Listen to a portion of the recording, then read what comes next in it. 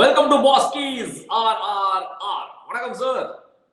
வணக்கம் பாலா அவர்களே. Welcoming you again on the same day to RRR colour கண்ணாடி fans எல்லோருக்கும் வணக்கம். RRR என்ன சார், அந்த மேட்ச் முடிஞ்ச உடனே இந்த மேட்சை கண்ணாடி போட்டு பார்த்தா வேற மாதிரி தெரியும். இது போய் ஹைலைட்ஸ் பாத்தீங்களா? அதே மாதிரி தான் இருக்கும் சிஎஸ்கே மேட்ச். கண்ணாடி போட்டு பார்த்தாலும் போடாம பார்த்தாலும் இல்ல பாஸ், இப்படி போட்டு பார்த்தா என்ன பெரிய அட்வான்டேஜ்னா, கோவப்பட்டாலோ வருத்தப்பட்டாலோ எதுவுமே தெரிய மாட்டேங்குது.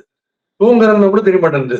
அதனால சேஃபா எல்லா எமோஷன்ஸையும் அடக்கிக்கணும், கவர் பண்ணணும்னா அடுத்தது வைசர் ஹெல்மெட்ல கூட போட்டு வரலாம் பொழுது. அந்த மாதிரி தலகாட்ட முடியும் அப்படின்னு ஒரு சிஎஸ்கே ஃபேன் எங்க சொன்னாரு சங்கீதா ஹோட்டல்ல.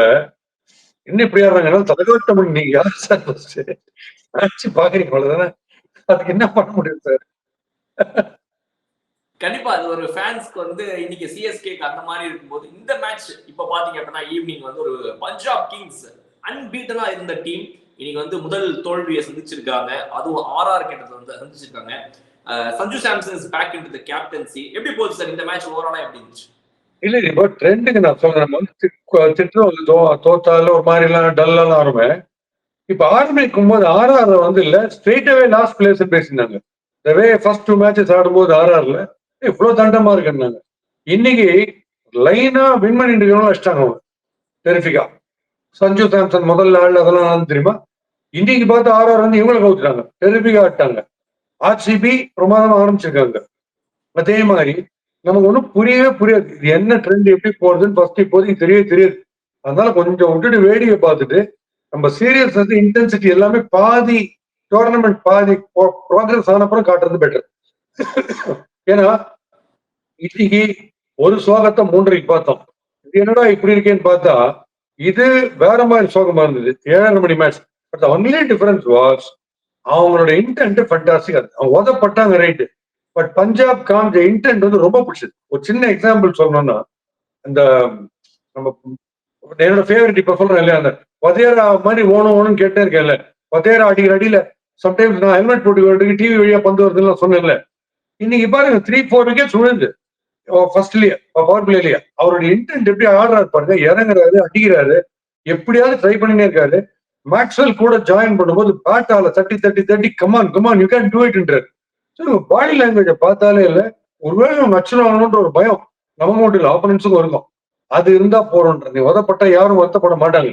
நம்ம வரும்போதே உள்ள வரைச்சே நம்ம அவுட் போலன்னு வரக்கூடாது.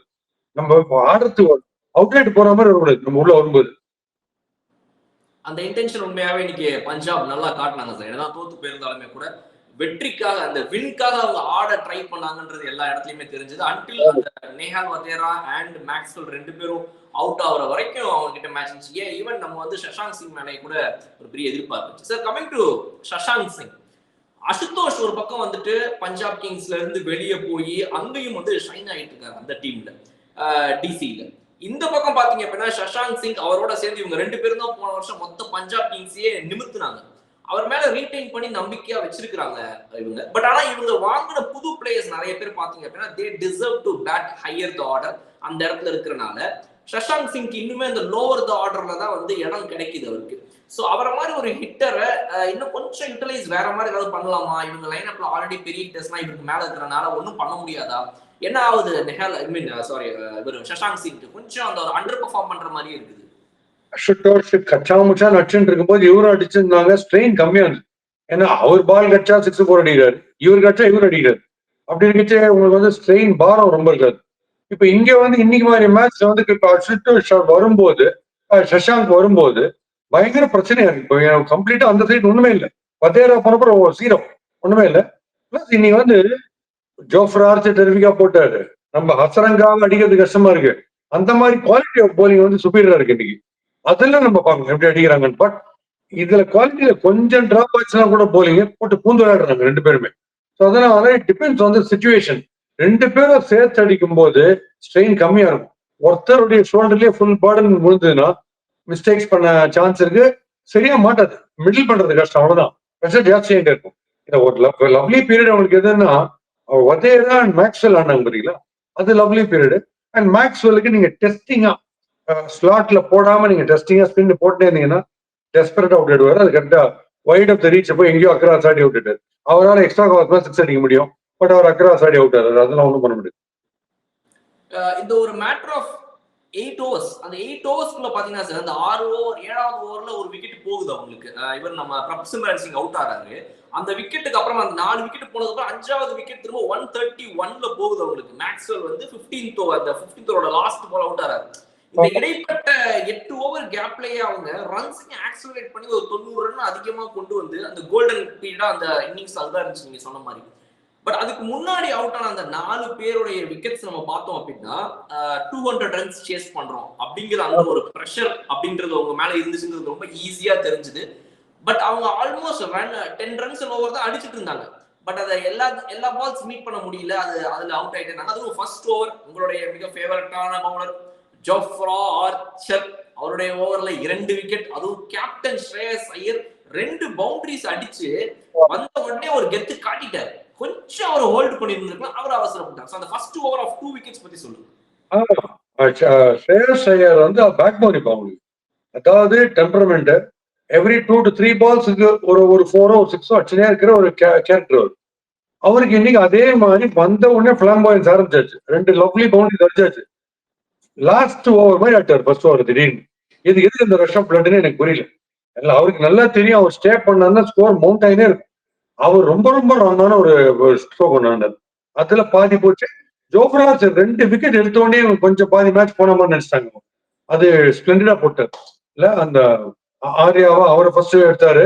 அண்ட் விக்கெட்ஸ் எடுத்தீங்கன்னா கொஞ்சம் பேக் ஃபுட்ல போவாங்க எல்லாருமே, சேஃப் ஆடிக்கலாம். கான்ட்ராஸ்ட் இவர் என்ன பண்ணிட்டார், லாஸ்ட் ஓவர் இன்னும் 2 பால் தான் இருக்கு, 10 ரன் வின்ன்ற மாதிரி போய் ஆட்டார் அந்த ஸ்ட்ரோக். அந்த அவசரம் தேவையில்லை, ஏன்னா நல்லா பண்ணி இருக்கு அவரு. 2 பவுண்டரி வேற வந்திருக்கு, அது ராங். இவரு Sandeep Sharma, I told you know, classic bowler, model bowler for T20. பாருங்க கட்சியில சொல்லி ஸ்லோ யார்கர்ஸ் போட்டு இருக்காரு, அவரை பெருசா அடிக்க முடியல. அவர் அனதர். ஸோ இவங்களோட போலிங் குவாலிட்டியை கண்ணாபுரம் என்ஹான்ஸ் பண்ணிட்டாங்க ராஜஸ்தான் ராயல்ஸ். நம்ம முதல்ல பேசி இந்த டோர்னமெண்ட் ஆரம்பிக்கும் போது RR பத்தி பேசின டாக் அப்படியே மாறி ஸ்லோவா. ஸோ இது எல்லாத்துக்குமே ஒரு சேஞ்ச் இருக்கும். பயங்கரமா ஆடுறவங்க சுமார் ஆட ஆரம்பிப்பாங்க, ரொம்ப சுமார்னு சொல்றவங்க டெரிஃபிக் ஆட ஆரம்பிப்பாங்க. It's been happening, not every season, but it has been happening. Sandeep சர்மாவோட அந்த ஒரு விக்கெட் காட்டன் பவுல்டு ஸ்டாய்னிஸ், அந்த ஸ்டாய்னிஸ் பாத்தீங்கன்னா அதுக்கு முன்னாடி வரைக்கும் அவருடைய ஸ்டைல்ல எப்பவும் போல ஃபுல்லா பிராட் ஷோல்டர்ஸோட நின்றுட்டு சூயிங் இந்த மினிட் ஜாலியா இருந்தார். சரி இது எவ்வளவு ஏப்பா இவரு இந்த கடைசி ஓவர்ல கொடுத்த 20 ரனுக்கு சேர்த்து வச்சு ஏதோ பெருசா பண்ண போறாருப்பான்னு எல்லாம் பார்த்துட்டு இருக்கும்போது காட்டன் போல்ட் அந்த பேஸ் அவர் எதிர்பார்க்கலாம். அதேதான் நீங்க சொன்ன மாதிரி அவர் ஏதோ நறுக்குன்னு வரும் போல வெச்சு வச்சோன்னா ஸ்ட்ரைட்ல எங்கேயோ போகுந்தாரு, அது இங்கேயும் விழுந்துருச்சு. கிட்டத்தட்ட உங்களுக்கு நீங்க அதே ரிஹர்சல் பாக்குற மாதிரி இவர் அவுட் ஆனாரு ரச்சின் ரவீந்திரா, அதேதான் புல் பண்ணிருக்கலாம். அந்த பால் கொஞ்சம் ஸ்லோ, அதை போய் நட்ச் பண்ணாரு, போய் ஜாப் பண்ணாரு ஸ்ட்ரெயிட்டா காட்டன் போல்ட். அதே இங்கேயும் சேம். அவர் நினைச்சா தூக்கி வெளில வச்சுக்கலாம், பட் அதையும் போய் ஃப்ரண்ட்ல போய் ஜாப் பண்ணாரு காட்டன் போல்ட். ஸோ அதான் அவங்க பிரின்சிபல் பேட்டர்ஸ் எல்லாருமே டக்கு டக்குன்னு போயிட்டாங்க. வேற இவங்களுக்கு பாத்தீங்கன்னா Jaiswal classic diamond of knock, fantastic knock, over flourish பாருங்க, அடிக்கிற ஸ்ட்ரோக்ஸ்லாம் complete lovely. Sanju Samson terrific ஆட்டார் முதல்ல, அண்ட் இவரு கடைசியில் ஹெட்மேயர் சிப்பின் பண்ணாரு. பராக் வந்து ஒரு சின்ன நாக், சாம்பியன் நாக், லவ்லியா இருந்தது. சார் இவங்க ஸ்பின்னர்ஸ் இன்னைக்கு ஹேண்டில் பண்ண விதம், RR ஏற்கனவே வந்து வனிந்து ஹசரங்கா இந்த சீசன்ல வந்து அவங்களுக்கு நல்லா விளையாடிட்டு இருக்காரு. இன்னைக்கு கொஞ்சம் ரன்ஸ் அதிகமா அவர் ஒரு பக்கம் போக, இந்த பக்கம் பாத்தீங்கன்னா மத்த பவுலர்ஸ் எல்லாருமே வந்து கொஞ்சம் அதை வந்துட்டு மேனேஜ் பண்ணி ஹோல்ட் பண்ண ஆரம்பிச்சு. பிகாஸ் அவங்களுக்கு என்ன ஒரு பெரிய பாசிட்டிவ்னா விக்கெட்ஸ் விழுந்துட்டே இருக்குது.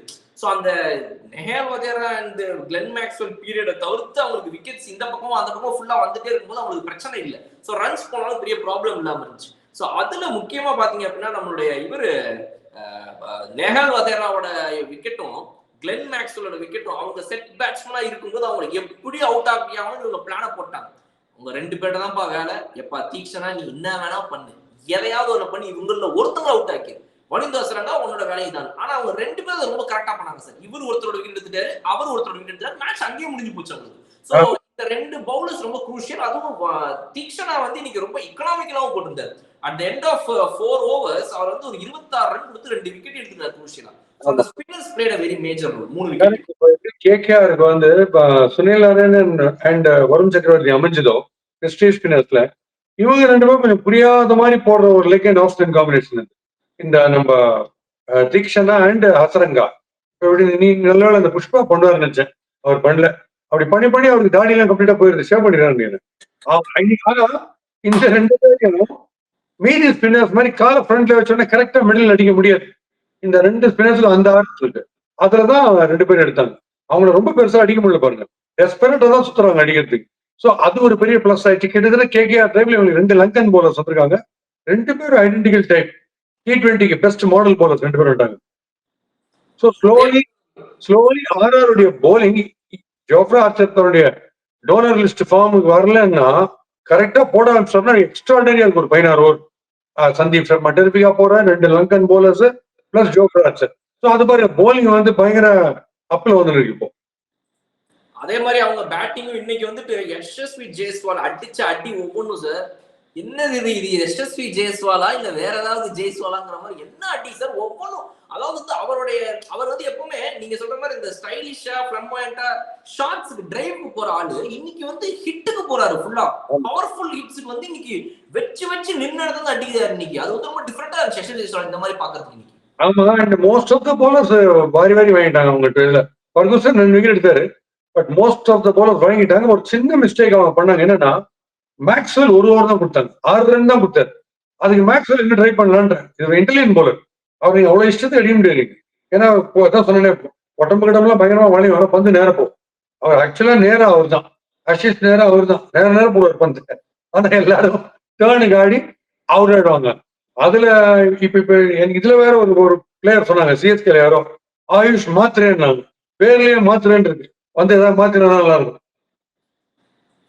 சார் சஞ்சு சாம்சன் இன்னைக்கு நல்ல ஒரு இன்னிங்ஸ் சார். இவருக்கும் வந்து நல்ல இந்த இவங்க அது என்ன சொல்றது, ஒரு பவர் பிளே நம்ம சிஎஸ்கே மாதிரி தான். பவர் பிளேனா வந்துட்டு நாங்க லென்த் பால் போடுவோம், நாங்க வந்து கொஞ்சம் அழகா தான் போடுவோம். எங்களுக்கு இந்த பவர் பிளேல யாருக்கார் போடுற பழக்கம்லாம் இன்னும் சொல்லி கொடுக்கல. எங்களுக்கு டெத் ஓவர் தான் போட சொல்லி கொடுத்துருக்காங்கன்ற மாதிரி பஞ்சாபுடைய பவுலிங் வந்து இன்னைக்கு அப்படிதான் இருந்துச்சு.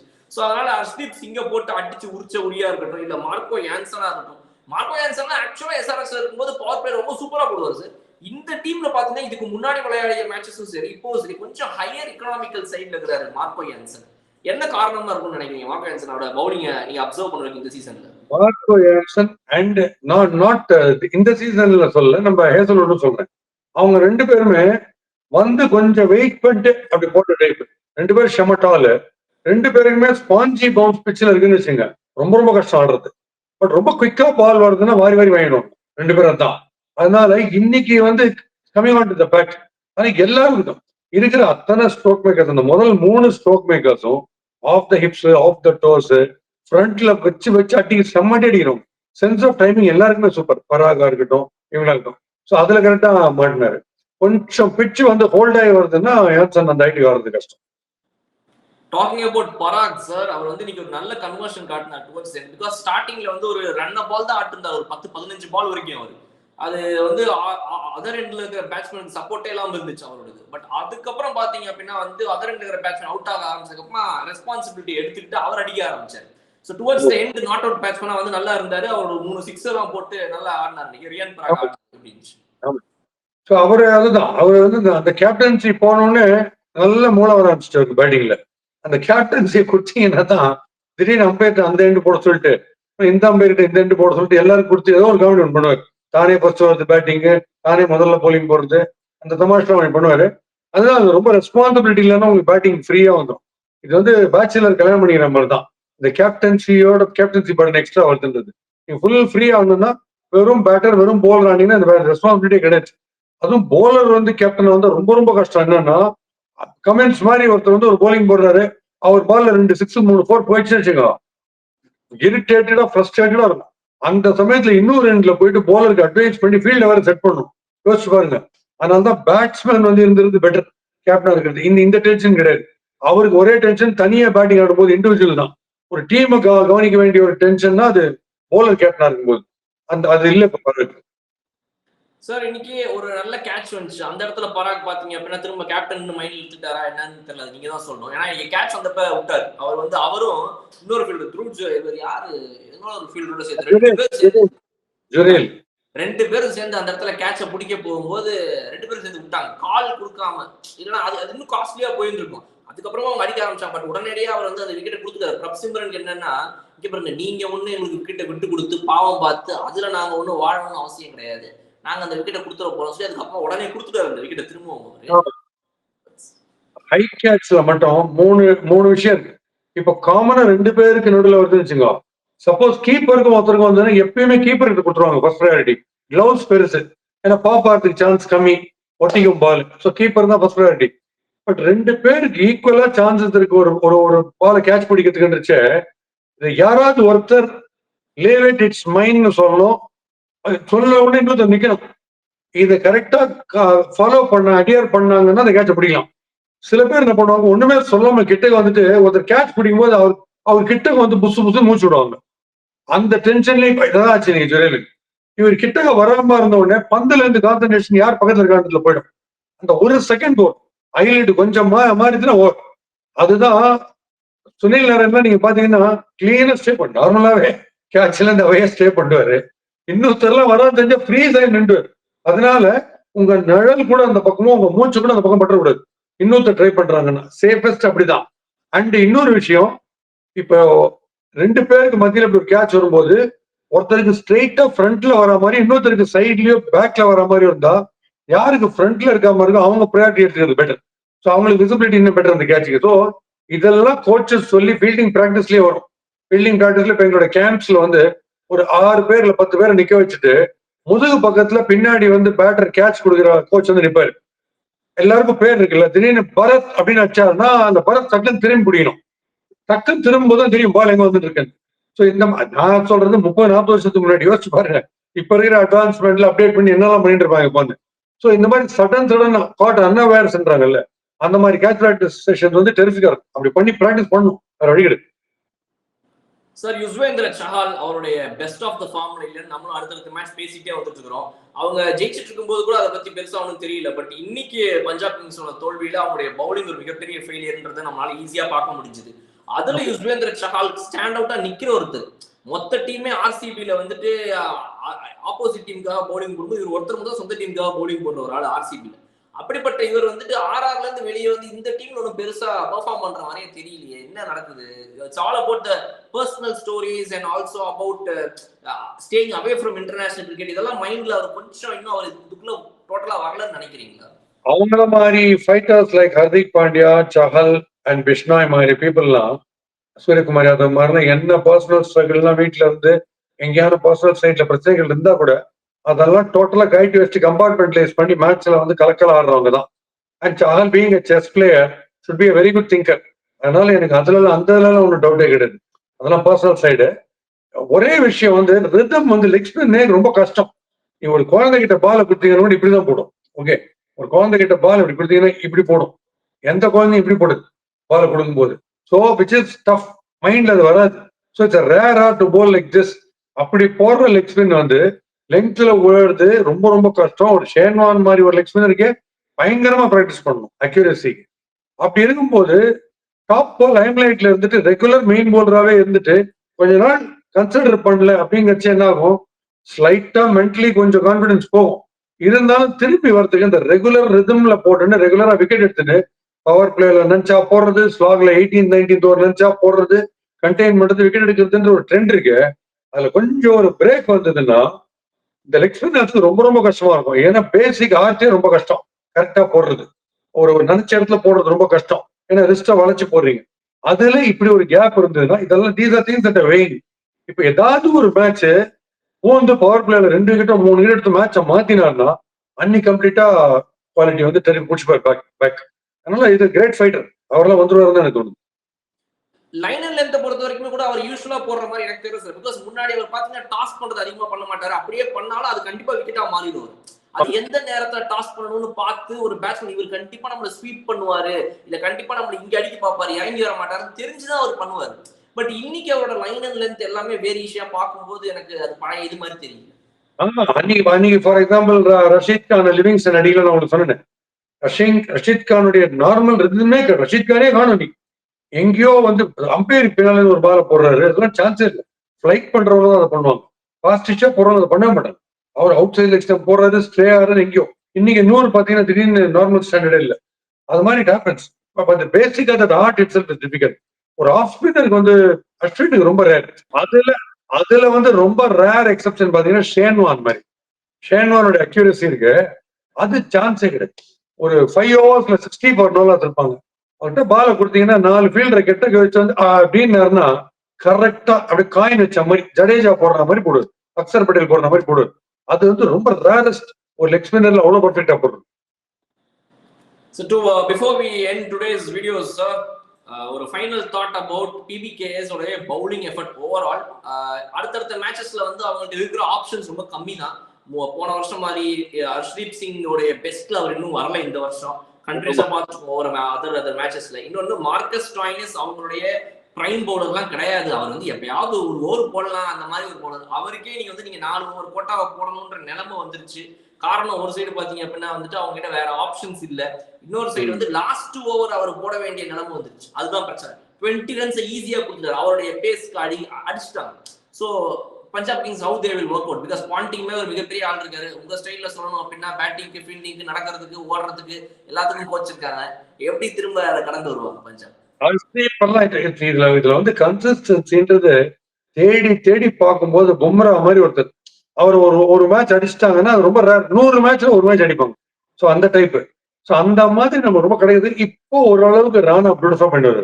திருப்பி திருப்பி சொல்றேன், அந்த செகண்ட் பும்ரானா நம்ம ஹர்ஷித் ராணா தான். ஹர்ஷித் ராணாவோட bowling because deceptive bouncer, deceptive slow run, பெரிய கிஃப்ட் அவர் இருக்கிறது. அந்த மாதிரி கொஞ்சம் கிடைக்கிறது. மிஸ்ட்ரி ஸ்பின்ல வருண், சுனில் நாராயண், ரஷீத் கான்லாம் இருக்காங்க. ஸோ இவங்க எல்லாம் ரொம்ப ரேர். ரன் கொடுக்கறதோ இல்ல வந்து ஃபெயில் ஆகுதுன்றது ரொம்ப ரொம்ப ரேரு. ஹர்ஷ்தீப் வந்து அவரு டெஃபினட்டாவே வந்துருவார். அவருக்கு வந்து ரொம்ப வினோதமான ஒரு லைன் ஆஃப் போலிங் இருக்கு. இந்த ஆங்குலரா போடுறது இல்ல, left arm over the wickets போடும்போது ஆங்குலரா டவுன் தி ஆஃப் ஸ்டம்ப் போடுறது, ஸ்லோ ரன் போடுறது, சம்டைம்ஸ் பவுன்ஸ் பண்ணி ஸ்லோ பவுன்ஸ்ல விக்கெட் எடுக்கிறது எல்லாமே அவருக்கு தெரியும். ஸோ அவரெல்லாம் நம்ம 1 or 2 மேட்சஸ் இப்படி ஆகதான் ஆகும். இந்த ஃபார்மேட்ல மட்டும் பார்த்தா போலர்ஸ் பரிதாபம். நான் சொன்னேன், போலர்ஸ் பாவம். ஒரு நோ பாலு ஃப்ரீ ஹிட்ட வேற கொடுத்தீங்கன்னா என்ன டாக்ஸிங் யோசிச்சு பாருங்க. போட போறது 24 பால் வேண்டிப்பாங்க. 24வது பால் நான் எப்போ போட்டு முடிப்பேன். அண்ட் மேக்ஸ்வெல் மாதிரி இன்டெலிஜென்டா போடுறவங்க மேல கொஞ்சம் நம்பிக்கை கொடுத்தீங்கன்னா அவங்க இன்னும் டெர்பிக்கா போடுவாங்க 4 ஓவர். அவரோட போலிங் வந்து இன்னும் பெரிய ஈஸி. அச்சல்லாம் தான் போகும். அந்த வேர்ல்ட் கப் ஃபைனல்ஸ்ல கூட பாருங்க, ஆஸ்திரேலியாவோட நல்லா ஸ்மூத் செயலியா போயிட்டு இருந்தோம். திடீர்னு ரோஹித் சர்மா ஒரு கோவப்பட்டு வெறித்தனமா வெளில வந்தார். மேக்ஸ்வெல் பால் டிராவல்ஸ் ஒரு லவ்லி கேட்ச் பிடிக்கல இந்த வேர்ல்ட் கப் ஃபைனல்ஸ்ல. அந்த மாதிரி தான். ஸோ மேக்ஸ்வெல்ல ஈவன் ஃபேப் டு பிளேஸ் சரியா யூஸ் பண்ணல. கேப்டனா இருந்தது கொடுக்காமல இருந்தார். அவரை பவர் பிளேல கொண்டு வரணும். அதை நான் சொல்றது ரொம்ப சில்லி பாயிண்ட் மாதிரி இருக்கும். அவர் ஆடுறது ஈஸின்னு வச்சு அடிக்க போவாங்க, அவுட் ஆவாங்க. பெரிய பெரிய விக்கெட்ஸ் எல்லாம் எடுத்துருவார். KL ராகுல் மாதிரி விக்கெட், விராட் கோலி மாதிரி விக்கெட் எல்லாம் எடுத்துருவார். ஸோ மேக்ஸ்வெலுக்கு அதை அவங்க யூஸ் பண்ணணும் பெட்டரா. Harshdeep will definitely be the key bowler always.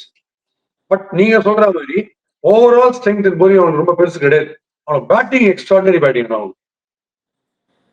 Right sir, இன்னைக்கு மேட்சோட முடிவுக்கு வந்துட்டோம். நம்ம பிரியமுடன், அப்புறம் பிரியமானவளே, பிரபாஸ், சிம்ரன், ஆர்யா, சூர்யா எல்லாரும் இன்னைக்கு ஒரே மேட்ச் விளையாடிட்டு போயிட்டாங்க. சோ எப்படி இந்த மேட்சை நீங்க முடிக்கலாம்னு இருக்கீங்க உங்க சைட்ல இருந்து? இன்னைக்கு இப்ப வதேரா எனக்கு ரொம்ப பிடிக்கும் அவரோட பேட்டிங். வதேரா அது பார்க்கும்போது ரொம்ப அப்படியே என்கரேஜிங்கா இருக்கு. ஸோ சிஎஸ்கே ஆங்கிள் பார்க்கும் நீங்க 2 மேட்ச் நடந்ததுதான் சொல்றேன். சிஎஸ்கேல பேட்டிங், போலிங் அப்படின்னு ஆப்ஷன்ல டிசைட் பண்ணிட்டாங்கன்னா அந்த ஃபர்ஸ்ட் கிரைடீரியா பேட்டிங்கை பொறுத்த வரைக்கும் 6 அடிக்கிறது யாரு ஃபர்ஸ்ட். மாத்தி யுவராஜ் சிங் 6 6 அடிச்சார்ல, அந்த மாதிரி ஒரு ராட் மாதிரி ஒரு ஃபாஸ்ட் போலர் 6 அடி 5 அங்குலம் இருக்கிற போலர் போடும்போது 6 6 அடிச்சார்ல, அந்த கெப்பாசிட்டி ஒரு தடவை தான் அடிச்சாரு. பட் அந்த கெப்பாசிட்டி இருக்கிற பேட்டர் யாரு, 6 ஹிட்டிங் கெப்பாசிட்டி யாருக்கு இருக்குன்றத ஃபர்ஸ்ட் ப்ரையாரிட்டி டிக்கெட். அதை பாருங்க ஃபர்ஸ்ட். ஒரு மேட்ச் 2-3 மேட்ச் 5-6 6 அடிச்சிருப்பாரு ஒரு ஆள். அவர் எப்படி அடிக்கிறாருன்னா அவருக்கு தான் டாப் ப்ரையாரிட்டி கொடுக்கணும். போலிங்ல விக்கெட் எடுக்க வேண்டிய அவசியமே கிடையாது. பட் ஒரு type of bowling is very difficult to negotiate. அவர் வந்து 3 for 50 60 கிடையாது. அவர் போட்டாருன்னா none for 12, none for 13, none for 20 இப்படிதான் ஒரு போலர் போல. இந்த 2 கிரைடீரியா வச்சுன்னு ஒரு 3-4 பேர் டீமுக்குள்ள வருது பெட்டர். அந்த மாதிரி அந்த ப்ரையாரிட்டியில வந்ததுன்னா ஆப்ஷன்ல நம்ம கொஞ்சம் பிரீதிங் வந்து ஒரு ஃபேன்ஸுக்கே கொஞ்சம் ஜாலியா இருக்கும் பாக்குறதுக்கு. பா இவர் வந்தாங்கன்னா ஜாலி பாருங்க. 2/6 அடிக்கிறார் இல்லைன்னு சொல்லல. But the standard of bowling கொஞ்சம் இம்ப்ரூவ் ஆச்சுன்னா, இன்க்ரீஸ் ஆச்சுன்னா it's finding it very difficult to penetrate that. அப்படி ஓடணும். நிக்கோலஸ் புரானோ இல்ல ஒரு டேவிட் வார்னருக்கோ அவங்களுக்கு நீங்க வந்து என்ன வேணா இல்ல டிகாக் நீங்க போட்டு பாருங்க, நல்ல குவாலிட்டி போலிங் போடுங்க. விட்ட மாட்டாங்க, இறங்கி அடிப்பாங்க அதையும். நீங்க வதேரா பாருங்க, இறங்குறாரு, இந்த அக்ரா டவுன் தி லெக் சைட் போறாரு. Harshdeep Singh last 2 balls off Archer, 2 balls to go, ஒரு பாலுக்கு 100 ரன் தேவை. அந்த லெவல்ல எக்ஸாம்பிள் சொல்றேன். அவர் டவுன் த லெக் சைட் போய் அடிக்க ட்ரை பண்றாருங்க அவரு. ஆர்சிபி 2 பால் என்ன போடுது, அப்ப இன்டென்ஷன் பாருங்க. Just 2 balls but still I try. அந்த ஸ்பிரிட் ஒண்ணுன்றோம். அந்த மாதிரி நம்ம எக்கானமி அண்ட் ஸ்ட்ரைக் ரேட்ல பார்க்கும்போது இப்படி பார்த்து இருக்கிறது. அவங்க பெரிய நேம்ஸ் எல்லாம் இருக்க மாட்டான். பட் ஆடி இருக்கிற வெரி ஃபியூ மேட்சஸ்ல இந்த டைப்ல வந்து கலகிருப்பாங்க. அந்த மாதிரி பிளேயர்ஸ் நம்ம போகணும். பிக் நேம்ஸே வேணாம். அது இது பெர்ஃபார்மன்ஸ், பிக் பெர்ஃபார்மன்ஸ் வேணும் அவ்வளவுதான். Right, okay, sir. Thank you so much for all your valuable inputs. RRR திரும்பவும் நாளைக்கு எபிசோட்ல நான் உங்களை வந்து பார்க்கிறேன். சந்திக்கிறதுக்கு முன்னாடி இந்த அன்சர்டன்டி பத்தி ஒரு விஷயம் சொல்லணும். சில விஷயம்லாம் நமக்கு புரியாது. அந்த தத்துவத்துல நீங்க தயவு செய்து கொஞ்சம் உணர்ச்சி வசப்பட்டுறாதீங்க. இப்ப சொல்லும் போது வெயில்ன்றோம், மழைன்றோம்.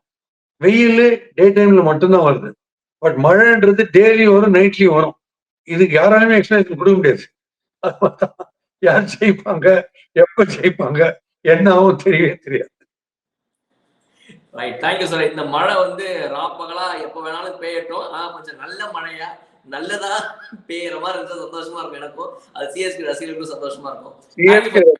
சிஎஸ்கே ரசிகர்களுக்கும் திருப்பி நான் சொல்றது ஒண்ணுதான். நம்ம வந்து சிஎஸ்கே டீமை ரொம்ப பிடிக்கும். ஜெயிச்சா சூப்பர், நமக்கு எல்லாமே ரைட்டு. பட் உங்களோட லைஃப் அதை விட இம்பார்ட்டன்றது தயவுசெய்து தெரிஞ்சுக்கங்க. உங்களுக்கு ஹீரோஸ் இருக்காங்க, எனக்கும் ஹீரோஸ் இருக்காங்க. அந்த 4.5 மணி நேரத்துக்கு அவங்க எனக்கு ஹீரோஸா இருப்பாங்க.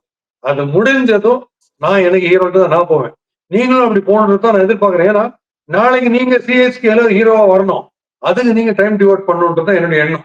என்னோட எல்லா மோட்டிவேஷனல் டாக்ஸ்லயும் நான் சொல்றது தான். You focus on becoming heroes, not by following heroes. நீங்க you have to become heroes. அதை நீங்க ஃபர்ஸ்ட் எடுத்துங்க மைண்ட்ல. Right, thank you sir. சூப்பர். நாளைக்கு வீடியோல பார்ப்போம். Thank you so much for joining. See you in the next. மறுபடியும் சந்திப்போம். Favourite RRR.